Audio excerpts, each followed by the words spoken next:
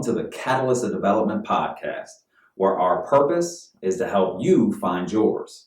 And our vision is to communicate your potential so clearly that you're inspired to see it in yourself. This is podcast number 2 of a 4-part series on 2020 goals. But before we dive into this week's discussion, let's go ahead and recap a little bit on last week between goal setting and strategy. We talked about both of those last week. We broke down goal setting in regards to the Goldilocks rule and SMART principles. We then jumped into goal setting strategy and how important the strategy was for you to actually reach your goals. We talked about reverse engineering and breaking your goals down into the smallest, most minute details as possible to make them daily kind of achievable goals that will ultimately get you to your end goal. I then threw out some ideas for those that may be struggling, not even knowing where to begin, not even knowing where to start. I threw out some ideas on what areas you could potentially hit on. We talked about personal, professional, relationships, finances, health, spiritual, all areas that you could establish goals under. Then we finished with everybody's favorite, the homework. The homework for last week was 2 parts. First, you were to go back and look at your overall 5-year plan, and then also your 2020 plan.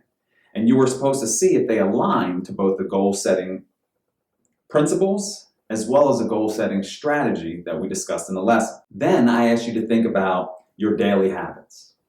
What habits that you do on a day in and day out basis, whether good or bad? Are they pushing you towards your goal, or maybe even taking you further away from them? And I wanted you to jot down some of those daily habits, because that's what we're going to use today. Which brings us to this week's discussion. Habits. More specifically, your daily habits. It's funny, when I think about habits and daily habits and the importance of habits, I always think about a story I heard when I was younger. And I'm in and out of it. It's been so long since I heard the story. I actually had to pull it up on my iPad to remember it. And as I'm reading it, I begin to laugh because I remember being told this story when I was young. And it was at that time that I understood the importance of habits. This story is about a wise man and a young boy walking through a garden. There was a rich man one day that was trying to get his son to understand the importance of habits. More importantly, how difficult bad habits are to overcome. He couldn't get through to his son, so he asked the old wise man to teach his son a lesson, to see if he could get through to his son. The old wise man said, sure, bring him down to the garden next day. So that's what the rich man did. He brought his son to the garden. And the wise man was standing there, and him and the young boy started to take a walk. And as they were walking through the garden, the wise man suddenly stopped and looked down at the boy and said, hey, you see that little tiny seedling down there? That little tiny one, the one that's only been growing for a couple days? Go ahead and reach down and pull it out. So the young boy did. He bent down and simply plucked it right out of the ground with nothing more than just his index finger and his thumbs. Right out of the ground. Came out with ease. They continued to walk further, and about another, maybe 10, 15 steps in, the old wise man stopped again. He looked at the boy, and then he looked down at a slightly bigger plant. This one may have been in the ground for a few weeks, maybe a month. He looked at the boy and he said, you know what? Go ahead and pull that one out of the ground. The little boy reached down, grabbed the plant with one hand, ripped it out, roots and all. Came out pretty easy. They continued their journey, and about 10 more steps in, the wise man stopped again. And he said, you know what? You see that bush over there? That bush that's been in the ground and growing for a few months now? Go ahead and reach down and pull that one out. To which the young boy started to look at him kind of puzzled. But he wanted to listen to the old wise man, so he reached down and actually had to grab the bush with both hands this time and had to tug a little bit on it, but eventually the bush came out of the ground. They continued their journey. Finally, they came to a tree. Very young tree, one that's been in the ground for maybe a year, maybe 2 years, but the tree was deeply rooted in the ground. The old man once again looked at the young boy and said, "I want you to go ahead and pull that one out." Puzzled, knowing how challenging this would be, the young boy looked at the wise old man until he felt confident enough to walk over there. The boy walked over and took his two hands and wrapped it around the tree, which they didn't even make it all the way around the trunk of the tree. And the young boy pulled and he pulled and he pulled with all his might. He started getting cuts in his hands and finally he just gave up. He couldn't do it. His hands were almost torn to the point where they were bleeding. And he looked at the wise old man. He said, "It's impossible. I cannot get this thing out of the ground." To which the wise old man simply stated, "So it is with bad habits. With age and how long they've been planted and how deep their roots are, the harder they are to get up. Some bad habits are so difficult to get up that you'll never get them by yourself, and you'll need some help." The same could be said for our habits. And it's funny when I think about that story, I take a really hard look at my life and understand that some of the hardest habits I've had to break are the habits that I've had for a really long period of time. Some of the good habits that I've had for a really long period of time are also difficult to uproot. So good and good, bad and bad. It depends on what kind of habits you're trying to uproot. I think about that story often, and it ties in perfectly to what we're going to discuss today and the importance of your daily habits. You got to remember that your success is a direct reflection of your daily habits. Now, there are hundreds of people that listen to this podcast, which means that there are hundreds of goals and probably hundreds of habits that need to be talked about. It would take hours upon hours upon hours to discuss each and every single habit. We're not going to do that. What we will do today is discuss tips on how to stick to your habits, how to make your habits easier for you. The first tip. Now for this tip, I want you to imagine a garden hose. When the garden hose is straight, water flows through it easily. But when it's kinked, well, water slows down to a trickle, sometimes even stops. We'll call that kink friction. The first tip is all about friction. We have got to reduce friction, remove the kink from the hose for the good habits that you want to establish. On the flip side, we have to increase friction.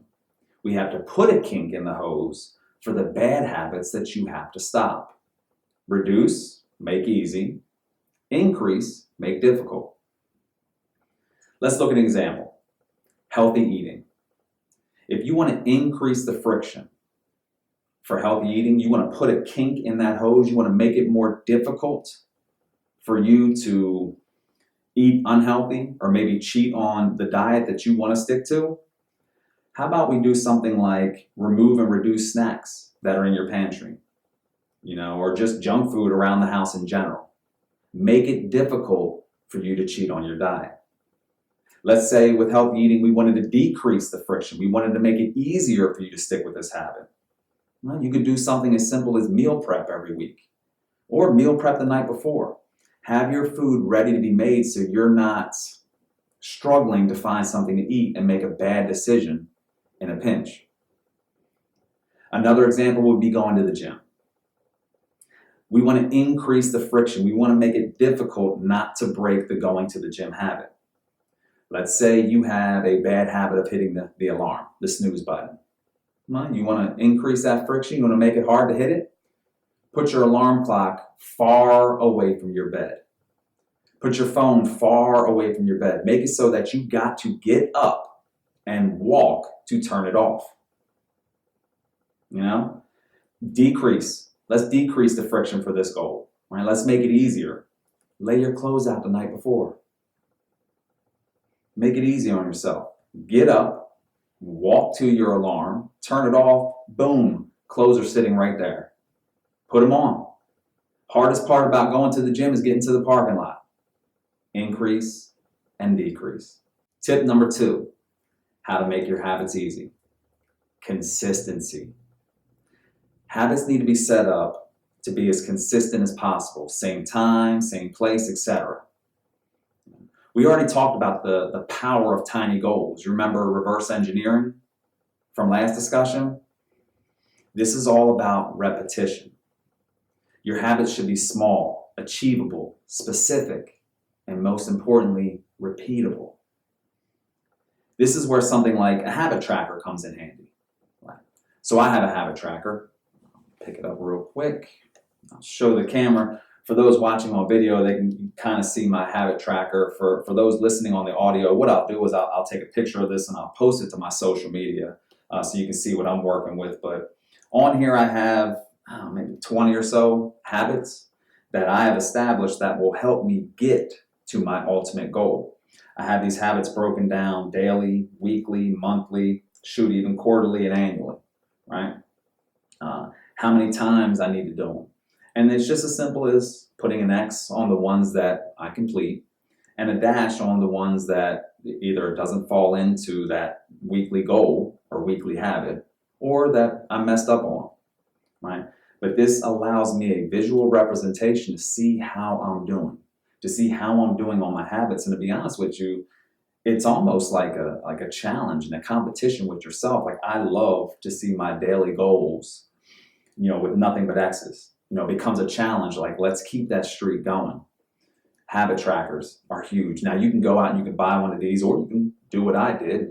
I wanted to save money, so I asked my beautiful, loving wife to go ahead and make some up for me and print them out, and I put them in my calendar, and that's how I track it. Right? Habit trackers. Small, achievable, specific, repeatable. We can throw some examples in on this one. Let's take a look at fitness. I love throwing the example of fitness out because I know a lot of people set that as their goal for the year. People will sit down and they'll sit down December 31st and they'll tell themselves, I'm going to go to the gym every single day this year. Well, here we are halfway through January. You miss a day, you feel like a complete failure, and then all of a sudden that entire thing goes out the window. You have got to understand, you don't get in shape by saying you're going to go to the gym every day. You get in shape by going to the gym today. Another one, you don't quit smoking by vowing to never pick up a cigarette again. You quit smoking by not picking up a cigarette today. This list could go on and on and on. Ask yourself, what can you do daily? What habit can you start daily that will get you closer to the goal? It's all about consistency and repetition. Remember, small, achievable, specific, and repeatable. Tip number 3, how to make habits easy. Develop your environment. Make your environment conducive to reaching your goals. Visual cues are huge. I love visual cues. I'm talking Post-it notes, phone reminders, shoot, who you follow on social media. Habit trackers.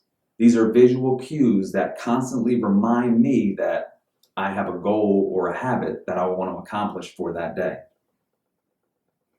Example.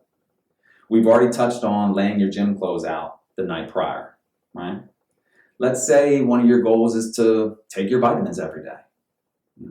How do you set up a visual cue to remember to take your vitamins? Well, you can set up phone reminders. You can put a Post-it note on your bathroom mirror, or you can simply just put your vitamin out on the counter the night prior and not hidden away in some cabinet. That way, when you go to your kitchen in the morning, boom, there it is, sitting right there, and it's your visual cue to remind you to take it. Speaking of Post-it notes, I have them all over my house. I have them on my bathroom mirrors, on my refrigerator, on the door when I exit every day, and they're constant reminders. This is repetition. This puts it in the subconscious mind of the goals that I've established and how important they are for me to stick to them. I'm asking you to just spend 15 to 20 minutes every night setting up for the next day, setting yourself up for success, making your environment conducive to your goals. And I promise you, this 15 to 20 minutes every night will save you a lifetime of regret from not reaching your goals. And lastly, tip number 4, how to make habits easy. You need to understand when you are most vulnerable. I like to call this one HALT, because you need to stop. HALT, H-A-L-T. You are most vulnerable when you are hungry, angry, lonely, or tired. When you're hungry, stop and get something to eat. When you're angry, stop, calm down. When you're lonely, stop, call or text someone. And when you're tired, stop and get some rest. And please, if you remember anything, remember this. If you stumble or fail on your daily habit, pick yourself up, dust yourself off, and move on. Remember that failure is a bruise. It is not a tattoo. So there are your 4 tips on how to make habits easier for you. Never underestimate the importance of daily habits. The most successful people in our world, the most successful people you know, all have maximized their daily habits. I love sports. Everybody that knows me knows I love sports. I grew up in a time of arguably the best basketball player to ever live. Good old MJ, Michael Jordan. Now this man understood the importance of habits. He understood the importance of daily habits, so much so that he came up with his own 10 habits of success. Let's go ahead and quickly review those now. MJ would say, number 1, trust the process. If you shortcut your goals will shortcut you. Number 2, master the fundamentals. Every single goal reach had a strong foundation. Number 3, learn from others, mentors, parents, friends, you name it. You don't have enough time in your life to make every mistake on your own. You better start learning from others. Number 4, practice every day. It's these little things that add up. Number 5, don't let people get in your head.